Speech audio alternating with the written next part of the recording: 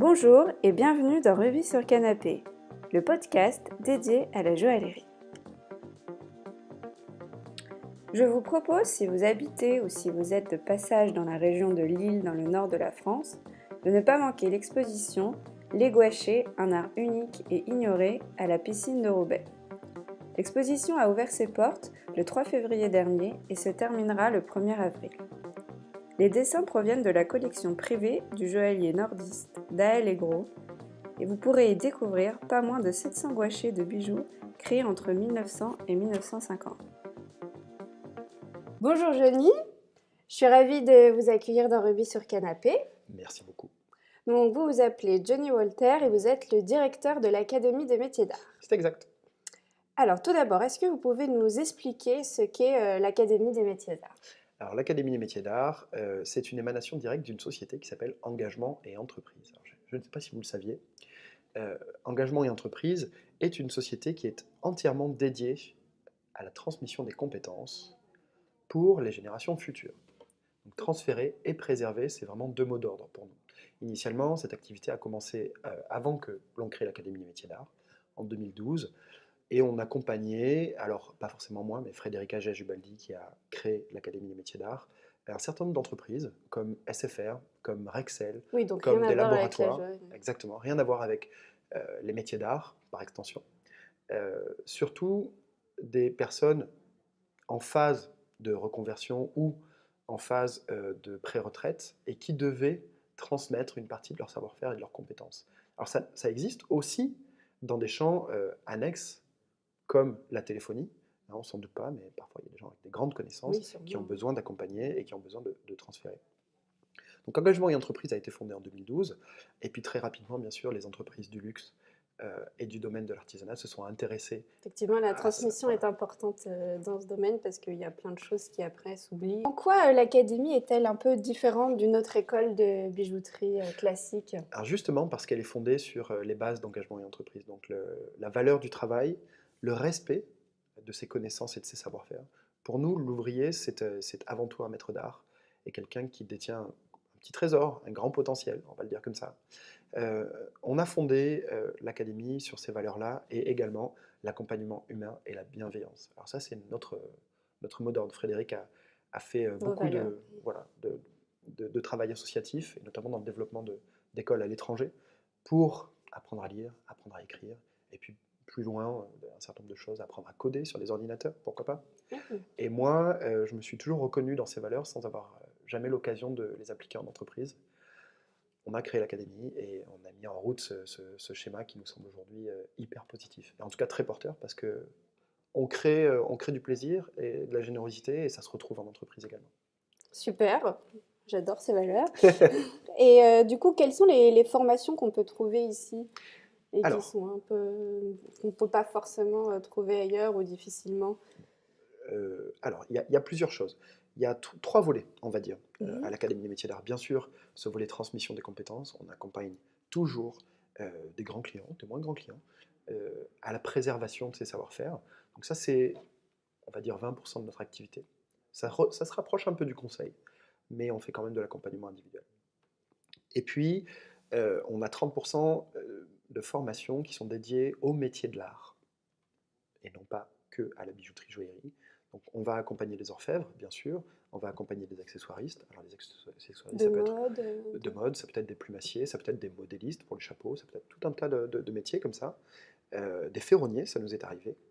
Euh, et donc ça, c'est de la formation courte, avec toujours en fond cette volonté de préserver les savoir-faire.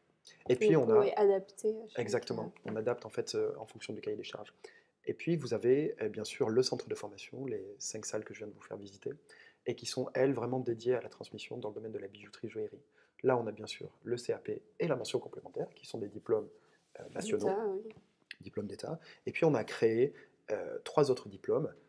Designer de produits joailliers, ça c'est vraiment un diplôme qui est dédié à l'ingénierie de production, c'est-à-dire ok, je fais des dessins, c'est super joli, c'est validé, etc. Mais est-ce que mes dessins sont suffisamment équilibrés pour pouvoir lancer une production demain? Est-ce que c'est faisable en Est-ce que c'est joaillerie faisable? Est-ce que les pour votre coûts dessin? qu'on m'a donnés seront Oui. respectés? Est-ce que je vais devoir trouver des solutions?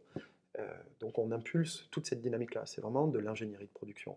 Est-ce qu'à un moment donné, je vais devoir Génial. faire appel à une machine particulière, à un savoir-faire particulier? Est-ce que je saurai où le trouver, où le sourcer?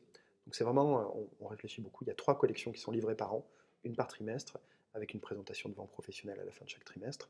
Et les élèves, à la fin de l'année, présentent une collection de 5 produits fabriqués. Oui, tout de même. Voilà, donc pas forcément précieux, hein, mais on a une Et collection le travail complète. est le Voilà, même. Oui. le travail est le même. En tout cas, le travail de recherche et de sondage de ce secteur est hyper important.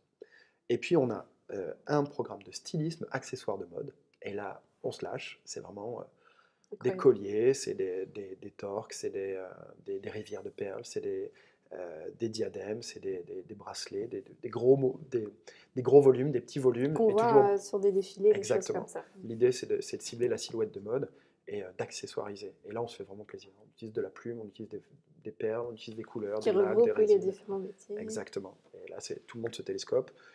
On a des profs qui accompagnent et qui sont là pour préserver la technique, hein, que les choses soient quand même très bien faites. On vise un grand professionnalisme. Et le but, c'est d'apprendre des techniques aussi. Voilà, exactement. Mais on laisse libre cours à la créativité. Donc cette année, par exemple, on travaille avec une école qui s'appelle Ecamode, Albert Demain Ecamode, et ils nous ont demandé d'accessoiriser 120 silhouettes, voilà, pour un défilé qui aura lieu le 10 avril au Lido. Donc là, on est Waouh. en plein boulot et nos stylistes bossent à fond la caisse. Et j'ai déjà une quarantaine de pièces qui ont été livrées. Et voilà, je fais du contrôle qualité.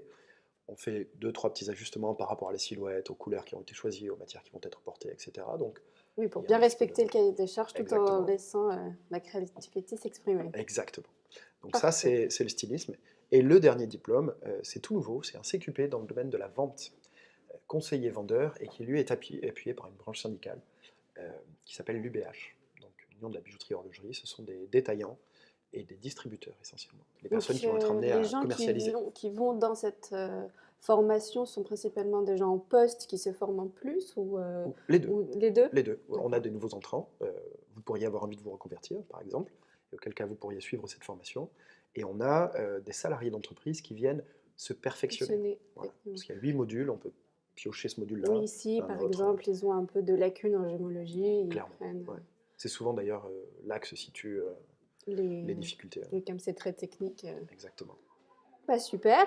Et je sais que vous disposez également du Lab, qui est un incubateur pour les créateurs d'entreprises dans le secteur de la bijouterie-joaillerie. Est-ce que vous pouvez nous dire un peu plus à qui ça s'adresse, comment y entrer? Bien sûr. Alors ça, c'est aussi partie de l'ADN de l'académie. Je ne vous en ai pas parlé initialement, mais on a un credo qui est très fort, c'est l'innovation. Alors pas innover pour innover, hein, ex nihilo, ça ne sert pas à grand-chose, mais innover dans des champs qui sont nécessaires à l'entrepreneuriat dans le domaine. Et le lab, ce fameux incubateur, bah, c'est le premier du nom dans le domaine de la bijouterie-joaillerie. Ça n'existait pas avant. Alors, il y a des formules, hein, bien sûr, mais nous, on est entièrement dédié à l'accompagnement de ces sociétés-là dans ce secteur-là. Ouais, c'est génial parce qu'effectivement, il y avait un gros manque. Ouais, il y a un gros manque. Quand on est entrepreneur, on a souvent énormément de questions. Nous, on l'a vécu, hein, on a créé l'Académie des métiers d'art. Énormément de questions, beaucoup de difficultés qui ont à faire avec l'administratif, qui ont à faire avec le législatif, avec bon, pas mal de Surtout dans corps de les métaux métier précieux, qui est quand même un domaine assez spécifique et où il ultra faut... réglementé. Voilà. Donc la déclaration à la douane, par exemple, le poinçonnage, la garantie. Comment est-ce qu'on peut faire ces choses-là sans prendre de risques, sans risquer des contrôles inopinés et qui nous mettraient dedans?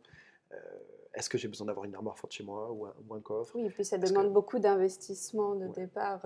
Là, on a un champ de travail, on a environ 80-100 mètres carrés qui sont dédiés à la production et aussi à l'accueil des clients, comme je l'ai expliqué tout à l'heure. En showroom, on a des petits box et une banque sur lesquels on peut positionner les bijoux, les collections, et puis recevoir, illustrer, créer des événements, pourquoi pas, et créer une dynamique commerciale. C'est souvent ce qui manque à l'entrepreneur dans le domaine de la bijouterie joaillerie. Il bosse chez lui, il bosse dans un atelier en location, mais il oublie souvent de vendre. Et c'est effectivement un problème parce que pour la survie, bah, il faut faire rentrer de l'argent. Donc ça, nous, c'est un de nos chevaux de bataille sur ce projet-là. On impulse une dynamique commerciale dès le départ en disant à la personne, OK, là, il va vraiment falloir que tu réfléchisses à qui tu vas vendre et comment tu vas le vendre. C'est du Oui, marketing. c'est ça. Et Les du coup, ouvriers, souvent... comment vous les choisissez, ces entrepreneurs? Comment on choisit nos élèves? Oui, Déjà, il faut qu'on sente la passion les animer. On n'est pas un service en fait lambda. Hein. C'est pas parce qu'on va nous payer au lab que ça va marcher. Il y a besoin que les deux parties s'y mettent et on a besoin de rencontrer un créateur qui nous porte, donc vraiment animé par une passion, un projet qui soit viable. D'entrée de jeu, quand on nous présente le projet, il faut qu'on ait des clés de lecture et qu'on se dise, ok, là c'est clair, Compréhensible. ici on peut peut-être travailler un petit peu plus, bon là, clairement, c'est négatif, il faut qu'on change la donne, mais au moins, on a une base de discussion qui est assez élaborée et ça peut vraiment nous permettre d'aller plus loin. Donc à partir du moment où on a cet embryon de projet, cette passion et la volonté de la personne de s'engager aussi financièrement, parce que ça a un coût le lab. Et du coup, vous donnez quoi exactement comme conseil à ces entrepreneurs au quotidien? Souvent, quels sont un peu leurs défauts et... Le défaut du créateur, puisque c'était la fin de votre phrase, je vais commencer par ça et après on parlera des choses Parfait, pas positives. de problème. Voilà. Le défaut du créateur, c'est qu'il a été souvent emmené à travailler seul. Et quand on travaille seul, on joue le jeu de l'expérience, on se confronte à des problématiques, on essaie de solutionner seul, ça prend un peu de temps, on apprend, bon, c'est On souvent comme ça retient que ça aussi marche. parfois On retient parfois bah, voilà, des les choses qu'on a dû déserts. faire et les désagréments. Nous, on est là pour permettre en fait un échange de groupe et une recherche de solutions communes. Quand vous êtes à l'incubateur, bah, vous avez 10 autres entrepreneurs avec vous et qui partagent Oui, ça permet de exactement les mêmes rencontrer des gens. problématiques. Exactement. Et à 10, bah, on est toujours plus fort qu'à 1. Ça, Oui, et c'est une grande puis logique. toujours d'avoir, comment dire, quelqu'un qui voit de l'extérieur, parce Mm. que parfois on a un peu le nez dans le guidon et Exactement. on ne voit pas qu'on peut partir dans Ouais. la mauvaise direction. Est-ce que je me suis trompé? Est-ce que j'ai pris trop de temps? Là, j'ai fait un devis, mais est-ce que je vais pouvoir le tenir? Est-ce que je peux corriger ces choses-là? Ça peut être aussi pragmatique que ça, hein. C'est-à-dire, bah, je me suis planté dans mon sourcing de pierre, et mon client n'est pas d'accord. J'ai fait un devis, on ne peut pas revenir en arrière. Comment est-ce que je négocie ce tournant-là? Mais ça peut être aussi, bon, bah, je vais chercher de l'argent à la banque, j'ai besoin d'un business plan, j'ai jamais présenté de business plan, comment est-ce que je peux faire pour faire des choses comme ça? Est-ce que je peux créer une identité de marque? Est-ce qu'il y a quelque chose qui ressort de ma collection, ma première? Est-ce que je peux commencer à rencontrer des gens, à prospecter? Comment est-ce que je fais? Comment est-ce qu'on trouve des clients? Il y a plein de questions comme ça qui sont qui semblent naturelles à partir du moment où on est rentré dans le lab.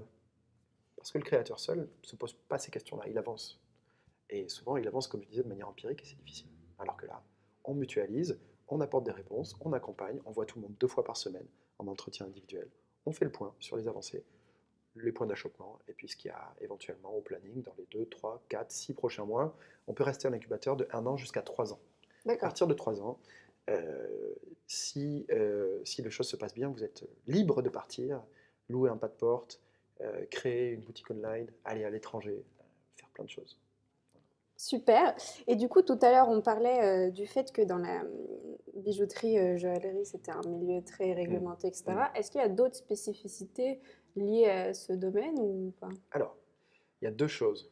Euh, il y a deux choses. Je pense que on est dans un pays, la France, où, alors là, je vais peut-être parler un petit peu de politique, hein, mais, où on a assez peu de respect pour le jeune créateur.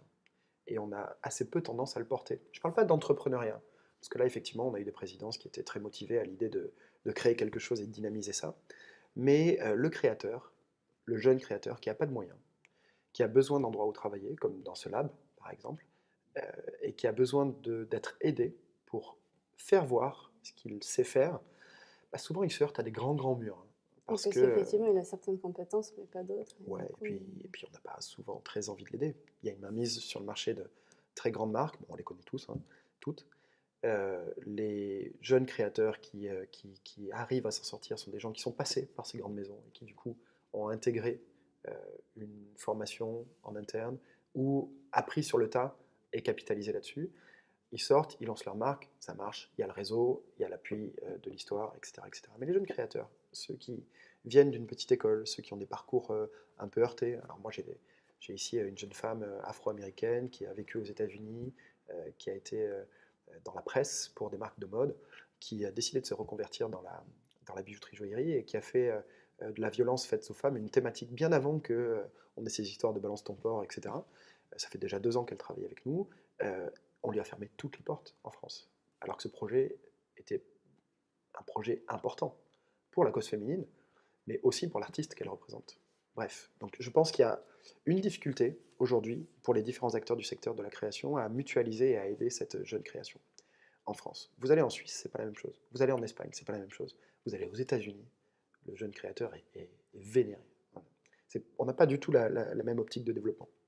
Donc ça, c'est un premier point. Et puis ensuite, il y a la difficulté qui est vraiment liée au métier de la bijouterie joaillerie, c'est-à-dire la réglementation, la taxe, la garantie, les La difficultés, traçabilité. voilà, la traçabilité. Alors ça, c'est plutôt une bonne chose, mais c'est une difficulté supplémentaire. Oui, bien Euh, sûr, c'est pas parce que c'est une difficulté que c'est pas une bonne chose, ouais, mais il faut s'y plier et parfois c'est exactement. compliqué. Mettre en place une dynamique, parfois répondre à des cahiers des charges qualitatifs qui sont extrêmement complexes pardon, à mettre en œuvre.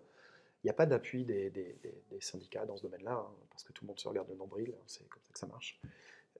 Pour le jeune créateur, là encore, c'est hyper difficile de trouver de l'info. Le matériel, ça peut coûter très très cher. On ne peut pas faire de stock quand on travaille avec du précieux comme des jeunes créateurs. Parce qu'un stock immobilisé, c'est de l'argent qui dort et c'est des pâtes qu'on mange moins à la fin du mois. Donc c'est assez compliqué. C'est une vie d'équilibriste. Donc ça, vraiment, c'est quelque chose qui m'apparaît important de discuter, de mettre en avant. Et d'ailleurs, merci hein, pour ça. Ça nous permettra peut-être de faire avancer les choses. Mais c'est dans l'ADN de l'académie, ça aussi. Aider la jeune création, porter et proposer des pistes de développement. Je ne sais pas si je me suis pas un peu éloigné de la question là. Bah, c'était très intéressant. Donc, en tout cas, merci pour toutes ces explications. Du coup, maintenant, est-ce que vous pouvez nous expliquer un petit peu votre parcours professionnel, comment vous êtes arrivé Avec grand plaisir. jusqu'à l'académie? Comment je suis arrivé jusqu'à l'académie? Alors moi, j'ai arrêté mes études à 20 ans. J'avais fait une fac de lettres, LLCE, donc langue, littérature, civilisation étrangère, avec une spécialisation en anglais.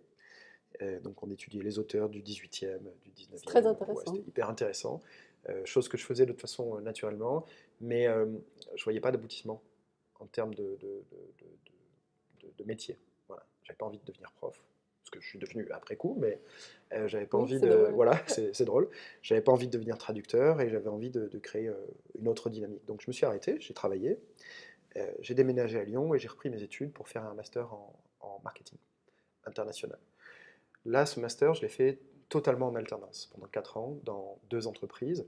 J'ai travaillé dans un conseil régional, donc pour aider à développer un certain nombre de projets dans le domaine de la communication. Et puis ensuite dans une petite agence lyonnaise qui travaillait pour des gros clients, surtout du secteur technique.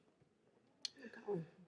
J'ai terminé mon master et puis j'ai eu envie, c'était vraiment une question de sensibilité, hein, de rendre un peu la monnaie de ma pièce. Pouvoir proposer aux jeunes qui, comme moi, avaient eu des parcours un peu heurtés. Bon, je vous ai donné 2 grandes étapes, mais il y en a eu 1000 autres, de pouvoir bénéficier de l'accompagnement que j'avais eu avec ces entreprises, avec ce centre de formation. Et donc, je me suis lancé dans la formation continue. J'ai postulé à l'IAE de Lyon, grande école des réseaux universitaires, pour développer le service formation continue. Et là, ça a matché totalement. J'ai rencontré des dirigeants d'entreprise, j'ai rencontré des gens qui voulaient faire de la VAE, j'ai rencontré des gens en reconversion de 30 ans sur des diplômes totalement exotiques, des masters, des licences, des BTS. J'ai créé des micro-sections, on a développé des premières rencontres interentreprises au sein de l'université, etc. Donc vraiment, il y avait une très très grosse dynamique et je me suis totalement retrouvé là-dedans. Je me suis dit que, évidemment, il fallait que j'aide les gens qui souhaitaient faire de la formation à avoir un parcours comme le mien. Oui, donc en fait, au départ, c'était vraiment rendre la monnaie de votre pièce, et Ouais, pour ça que vous êtes allé dans la formation, exactement. et vous êtes senti comme un poisson dans l'eau. Exactement, un poisson dans l'eau, comme dirait ma petite fille de 2 ans. Donc, on est à cette époque-là à Lyon, avec ma femme, et, et j'ai une opportunité à Paris de travailler dans un centre de formation beaucoup plus grand. À cette époque-là, je ne suis plus à l'IAE d'ailleurs, j'ai travaillé au montage d'un centre technique dans le domaine de la logistique dans la Vienne. Alors là, déjà, c'est des métiers, on n'est plus du tout sur du master, on est sur du CAP, on est sur des BEP, des bacs pro, des choses un petit peu plus techniques, vraiment techniques, hein, parce qu'il y a une dimension à appréhender Bah, comme la joaillerie. exactement. Il y a 80% de ce qu'on va enseigner, qu'on doit apprendre, et franchement, savoir comment fonctionne une bielle, au départ, je ne m'étais jamais posé la question, et il m'a fallu quelques semaines pour comprendre. Mais bon, c'était hyper intéressant, parce que dans la formation continue, on a besoin d'être curieux et de se poser les bonnes questions. Donc, j'avais monté ce centre de formation dans la Vienne, ça s'était plutôt très bien passé, avec beaucoup de succès, des ouvertures de sections très rapidement. Et puis, donc, on m'appelle pour faire tout à fait autre chose, m'occuper de grands comptes clients à Paris pour une école, Institut supérieur du marketing, qui se trouve dans le 11e. Donc je me mets à travailler pour Orange, je me mets à travailler pour France Télévisions sur des problématiques tout à fait transverses. Donc encore un secteur Ouais, différent. encore un secteur différent. Et j'avais besoin d'apprendre. J'avais une jeune carrière, j'avais vraiment besoin d'apprendre. Et c'était important pour moi de goûter à ça aussi. Donc c'était de la formation courte, de 2 jours à 6 mois, sur des problématiques transverses. Le management, le commercial, le marketing, L'anglais. la gestion des ressources humaines, l'anglais, l'informatique. Allons-y, il y a des centaines de sujets à explorer. Et très rapidement, je reçois un message d'une personne, une connaissance, qui me dit, écoute, à l'école de la bijouterie-joaillerie, on cherche quelqu'un pour effectuer un remplacement et développer la qualité. Voilà. Donc la qualité, j'avais déjà été un peu sensibilisé dans Mais la la GM. qualité de quoi en fait? La qualité de la formation, D'accord. vous savez, il existe des normes, Oui, ISO ISO, 9001 notamment, c'est le management de la qualité, c'est-à-dire comment est-ce qu'on accueille de A jusqu'à Z un process. d'accord. Euh, c'est quelque chose que j'avais déjà touché du doigt dans la Vienne, parce que effectivement, quand on travaille Forcément. dans le domaine de la logistique, on y est forcément. Et donc, j'ai un entretien, je prends le poste, et pendant 2 ans et demi, je m'occupe des écoles. Alors, ça n'en avait pas le nom, hein, mais très rapidement, je suis devenu directeur du CFA, de BJO Formation, et puis je travaillais en binôme avec le directeur de l'école. Et puis, je me suis occupé de la qualité. Bon, c'était intéressant. Ça m'a permis de découvrir un métier que j'adore absolument, ou des métiers que j'adore absolument, parce que la bijouterie ne peut pas se résumer à un seul métier, et d'ouvrir les yeux sur un monde totalement cloisonné et auquel on n'a jamais accès. J'ai commencé à rentrer dans les ateliers, j'ai commencé à rencontrer des jeunes gens passionnés, j'ai commencé à voir des premières étapes de transformation, j'ai vu des très beaux bijoux, j'ai vu de très belles choses très créatives, avec de la pierre de lave, de l'émail. J'ai commencé à être sensibilisé, à me rendre compte que j'aimais beaucoup ça. Et donc j'ai mis un certain temps à me rendre compte que les écoles étaient relativement dysfonctionnelles et que c'était difficile de faire changer les choses. Bon, c'est une vieille dame, hein, la chambre syndicale. Moi, j'ai toujours ambition de faire avancer et d'innover. Donc j'ai fini par partir. Donc, quelques mois après, Frédéric m'appelle, Frédéric Agèche, dont je parlais tout à l'heure, et elle me dit, j'aimerais bien te rencontrer, j'ai entendu parler de toi, et j'aimerais bien t'évoquer mon projet, celui d'engagement et entreprise, les valeurs qui le portent, et puis bien entendu l'Académie des métiers d'art. Et puis c'est le début de l'aventure. Voilà, c'était il y a 6 ans. 6 ans maintenant. Oui. Ouais.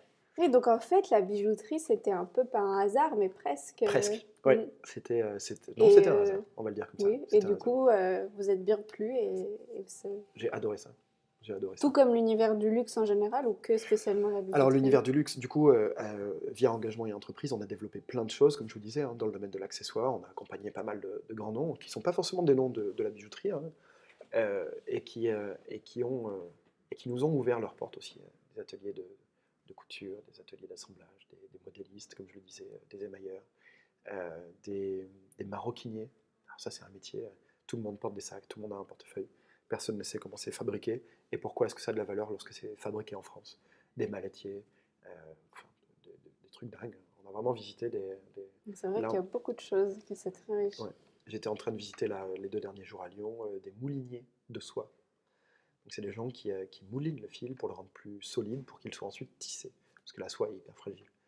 Imaginez, hein, c'est des usines avec des machines à l'ancienne, 1900, et des gens qui ont un savoir-faire exceptionnel. Voilà, c'est de l'artisanat, se fait au toucher, il faut reconnaître la matière, il faut avoir la bonne sensation, trouver le bon réglage, trouver la panne machine lorsqu'il y en a une, et pourquoi est-ce qu'il y a une panne machine, est-ce que c'est pas lié au textile qu'on est en train de travailler, etc. etc. Enfin, c'est vraiment Extraordinaire. extraordinaire. Et c'est des aventures qu'on vit ça une fois par mois. Enfin, c'est vraiment... Donc oui, voilà. ça fait vraiment partie des joies de votre métier au Ouais, quotidien, parce que ouais. du coup, vous voyagez beaucoup, vous Ouais. êtes beaucoup ici. Alors, je suis de moins en moins ici, à mon grand dame, parce que j'adore mes élèves. On a une relation, je ne dis pas qu'on est tous amis, hein, bien entendu, mais on essaie de créer un microcosme ici. Et c'est un système où tout le monde est autonome et responsable. Je ne suis pas le directeur ici, je fais partie du corps encadrant, et on travaille toujours à la progression de chacun. Donc, j'ai des discussions comme j'en aurai avec mes intervenants, avec les élèves. Je leur fais toute confiance, je n'hésite pas à leur donner un numéro, par exemple, s'ils cherchent un stage. Vraiment, c'est Mais la ce qui vous intéresse, responsabilisation. c'est Voilà. vraiment de les faire progresser et Ouais. que ça se passe bien. Et que ça se passe bien. Et ça se passe toujours bien. Alors, bien sûr, Il y a des gens qui ne font pas de bijouterie derrière, mais qui recyclent un peu l'apprentissage pour en faire autre chose. Oui, on a toujours quelque chose, on a toujours appris quelque chose. Exactement. Et, et- et donc, effectivement, ici, je coordonne toute la pédagogie, les intervenants, la planification, et puis bon, tout ce qui est sourcing matériel, l'organisation de l'académie, les problématiques techniques. Enfin, je suis un peu, comment dire, l'intendant, quoi. D'accord. On va le dire comme Et ça. du coup, vous avez parfois des petits challenges à relever, Plein, plein. comme, C'est par exemple. des challenges. Alors, tout ce qui est gestion de l'humain, voilà, je fais des entretiens individuels euh, 2 fois par an avec chacun des élèves. Il y en a 60, donc ça fait un peu de temps. Mais c'est vraiment un souhait pour garder le contact et puis surtout réorienter la pratique. Tu te sens bien? Je me sens bien, tout va bien. Tu te sens bien? Non, je me sens pas vraiment bien actuellement, parce qu'il y a ci, parce qu'il y a ça. Alors j'essaie toujours d'avoir une communication bienveillante, d'essayer d'avoir une écoute active pour tenter de reformuler et trouver des solutions ensemble. Donc il y a ce volet accompagnement individuel que j'avais jamais eu avant, et qui me plaît beaucoup. Alors c'est toujours positif, quoi qu'il arrive. Et puis, il y a les challenges créatifs. Il y a ce défilé de mode, donc il faut quand même le suivre, il faut le coordonner. Et ben, c'est moi, voilà, je le fais. Toujours avec le concours des élèves. Donc, j'en ai 2 qui sont en mission aussi avec moi là-dessus et qui sont chargés de récupérer les pièces, de faire du contrôle qualité et qui vont m'accompagner pour l'habillage des mannequins le jour J. Donc ça, c'est absolument génial, c'est même ultra transcendant. Les problématiques techniques, les problématiques liées au développement. On a 2 élèves qui préparent le concours MAF. Donc, j'ai bien sûr les intervenants qui les encadrent, mais je les accompagne aussi. Parce que, bon, j'ai pas passé mon CAP, mais j'ai le niveau. Aujourd'hui, je peux très bien accompagner sur un certain nombre de choses, dire attention, là, tu te plantes. Euh, il faut peut-être corriger les choses. Et puis, bien sûr, toutes les problématiques liées au développement de l'académie. Donc, qui sont nos nouveaux clients? Quels sont les nouveaux diplômes? Est-ce qu'on va accueillir des étudiants étrangers? On a de plus en plus de demandes, par exemple. Oui, Pour l'année ça prochaine, j'imagine. j'ai presque 30% de demandes qui viennent de l'étranger. On nous a demandé d'intervenir aussi à l'étranger. Alors, pas forcément en Chine, hein, mais dans les pays européens, en Italie, en Espagne. Euh, Vraiment, il y a des grosses possibilités de développement. Il y a des choses biannuelles comme le salon de Bijurka. Cette année, voilà, le cycle de conférences a été remplacé par un cycle de workshop. Bon, c'était un challenge ultra passionnant. C'est des choses qu'on n'avait pas forcément faites. Il y a toute une logistique à mettre en place. Et puis, on s'est un peu creusé la tête sur les problématiques à évoquer. Et puis, comment est-ce qu'on allait mettre en place le décorum et la scénographie. Et puis, bon, C'est vous y avez important. assisté, le micro, c'était hyper sympa. Vous diriez que donc pour faire ce métier de formation, un Ouais. peu d'enseignement, qu'est-ce qu'il faut comme qualité Il en faut pour pouvoir réussir? 2, à mon sens. Je ne vais pas vous parler de l'éducation nationale parce que c'est peut-être pas le moment d'avoir ce débat-là aussi, mais euh, la bienveillance, considérer que chaque individu est plein de potentiel et qu'on peut l'accompagner, et l'écoute, l'empathie, pour pouvoir comprendre soi-même et reformuler, pour proposer Et des pour solutions. voir que l'élève donne le meilleur de Ouais, lui-même. voilà. Donc bienveillance, écoute et empathie. Super. Et quels sont vos projets pour l'avenir? Alors, on a plein de projets, on en a plein. J'entends. On est en train de faire une opération de communication à l'étranger pour attirer des jeunes créateurs qui seraient intéressés pour le lab, bien entendu, mais aussi pour le centre de formation. On est en train de monter un cycle de conférences un petit peu plus étoffé que celui qu'on avait pu faire durant les 2 dernières années, et on élargit à d'autres métiers que ceux de la bijouterie-joaillerie. Donc on apporte notre compétence sur l'accessoire, sur les métiers d'art et les métiers de luxe, en faisant venir des intervenants d'autres domaines. Donc ça, c'est un peu nouveau. Au niveau de la coordination pédagogique, c'est un peu plus complexe. Et puis, on aimerait vraiment aujourd'hui créer un diplôme de management dans le domaine des métiers d'art. On s'est rapproché d'acteurs importants et on est en train de rédiger notre premier cahier. Et je crois que ça va vraiment, ça va envoyer du gros. Et du coup, ce diplôme, ce serait pour faire quoi comme métier? Eh ben, c'est tout ce qui est en déshérence aujourd'hui dans les ateliers de production. Je ne sais pas si vous savez, mais il y a des études nationales qui sont menées avec des questionnaires à remplir pour les entreprises. Et souvent, les métiers qui ressortent et qui sont des métiers en tension, c'est... Alors j'ai vu ce matin qu'un économiste disait que tous les métiers sont en tension, mais il y a aussi, dans le domaine de la bijouterie-joaillerie, de l'accessoire, de la production, des métiers qui sont très difficiles à fournir, notamment le management intermédiaire. Pourquoi? Parce que on a soit d'un côté un corps ouvrier qui peut être ultra bien formé, maître d'art, pédagogue, mettons, pour les meilleurs. Soit des gens qui ont fait vraiment école de commerce, Exactement. Soit on a des profils ultra capés, mais qui n'ont pas du tout les connaissances techniques. qui n'ont pas du tout les connaissances techniques, et qui d'ailleurs ne sont pas forcément emmenés à manager euh, des ateliers. Parce que quand on a fait un master, un doctorat en études internationales, en marketing, en développement, en ingénierie de projet, c'est très éloigné de notre champ de compétences. Donc nous, on est en train d'essayer de créer dans ce ventre mou une proposition qui permettrait de faire les choses bien. Qu'est-ce que vous pourriez conseiller aux auditeurs qui seraient intéressés pour rejoindre l'académie? Eh ben, prendre contact, on est hyper disponible, donc soit appeler Frédéric, soit appeler moi. J'ai eu beaucoup de demandes après les salons et puis des gens qui m'écrivent des emails. Est-ce que vous faites des journées portes ouvertes? Alors, non, on est un tout petit centre de formation. On fera une journée d'exposition des modèles Decamode, mais euh, le mieux, c'est vraiment d'avoir un entretien individuel. Comme ça, vous passez, vous venez, vous discutez avec les élèves qui sont toujours hyper disponibles pour répondre, et puis vous faites votre idée du projet. Donc vraiment, appelez-nous, n'hésitez pas. Sur mon Prendre téléphone contact portable, et ouais, prendre contact, regardez le site web. Alors le site web est en train d'être fait, hein, parce qu'il est un peu old school, mais ça en dit il y déjà a long sur toujours ce que, des voilà, informations ouais, ça en dit déjà long sur importantes. ce qu'on fait. Très bien. Et du coup, quelles sont pour vous les qualités les plus importantes pour vraiment exercer un métier d'art? Et avoir bien sûr les mains, euh, les mains bien faites et la tête bien faite. Les bons ouvriers, on en a connu quelques-uns qui sont hyper doués avec la main, c'est génial, ils vont faire de la joaillerie, ils progresseront peut-être un petit peu, mais ils vont s'arrêter là. Les gens qui ont la tête bien faite et des mains d'or, alors ceux-là, ils peuvent faire de très très grandes choses. Et je pense que aujourd'hui, il y a un vrai retour à cet amour des métiers après être passé par la case études. Et nous, on a plein de gens qui ont fait des masters, des doctorats, des gens ultra capés qui viennent ici chercher la compétence technique pour essayer de développer quelque chose de nouveau. Et ça, quel plaisir ce profil-là. Vraiment. Alors les qualités, bien sûr, une belle gestuelle. Pour fitter avec l'état d'esprit de l'académie, bien sûr, de la bienveillance.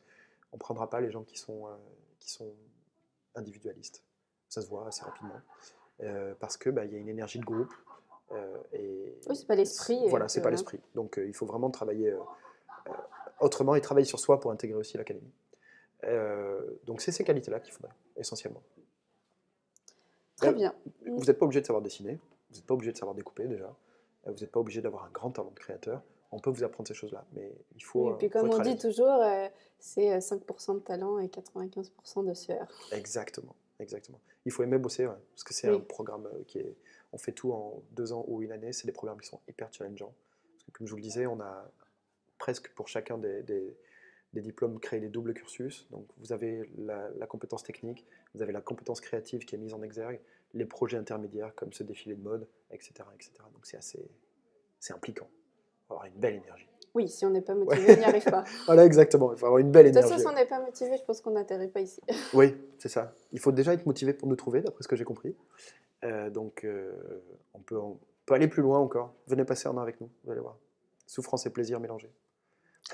Parfait. Et est-ce que du coup, vous auriez une petite anecdote un peu révélatrice ou importante ou juste amusante que vous auriez envie de partager? Bon, ouais, c'est une anecdote, hein, mais vraiment, typiquement, je garde contact avec tous nos anciens élèves. Certains boss, vraiment, ils sont assez incroyables. Et là, très récemment, je donne des cours de techno. Alors, c'est un peu nouveau, ça aussi, au sein des cursus. On apprend plein de choses au sujet des métiers, des machines, mais aussi des postures. Par exemple, si un jour vous êtes en conseil client, qu'est-ce que vous allez devoir faire? Et puis, pourquoi pas, deux, trois petites opérations, des produits en croix, des choses comme ça. Alors là, j'ai Céline qui m'écrit et qui me dit, je retrouve le texto, alors j'ai pensé à toi ce matin. Une cliente est venue avec une montre ancienne, voulant savoir pardon, si elle était bien en or, je l'observe à la loupe et je vois qu'il s'agit de 585 millièmes du 14 carats. Elle me demande combien pourrait-elle en tirer, or je n'ai en tête que le cours de l'or 18 carats, soit environ 17 euros du gramme à la reprise. Du coup, j'ai dû faire un produit en croix pour trouver la valeur du gramme d'or 14 carats. Et je fus très heureuse d'avoir Johnny Walter en pro de techno pendant mes études avec ses énoncés à la noix qui n'arriveront jamais et qui pourtant viennent de m'arriver. Voilà. Ah, c'est chouette. Voilà, c'est pour ça, c'est des petites choses comme ça. C'est anecdotique, hein, vraiment, mais Oui, mais au moins on se dit que tout ce que vous faites, bah, ça sert. ouais, Et c'est agréable. exactement. Tout est recyclé. Et là, rien à voir, mais juste pour terminer, est-ce que vous pouvez nous dire quel est le dernier livre que vous avez lu et qui vous a plu? Alors, je peux vous en parler parce que je l'ai fini il y a une semaine. J'ai lu un livre d'Hervé Letellier, que je découvre d'ailleurs par ce biais-là, qui s'appelle Toutes les familles heureuses et qui est sorti il y a pas très très longtemps. Alors, c'est l'histoire de ce petit garçon, Hervé Letellier, et la narration de sa vie au travers du prisme de la famille, c'est-à-dire les éléments qui la composent. Sa mère, son père absent, bien entendu, et sa mère complètement folle, hein, bien entendu malade. Euh, Sa belle-mère, son beau-père, inexistant et pourtant très autoritaire. Et puis sa vie de jeune garçon qui se construit par rapport à tout ça. Et c'est formidable.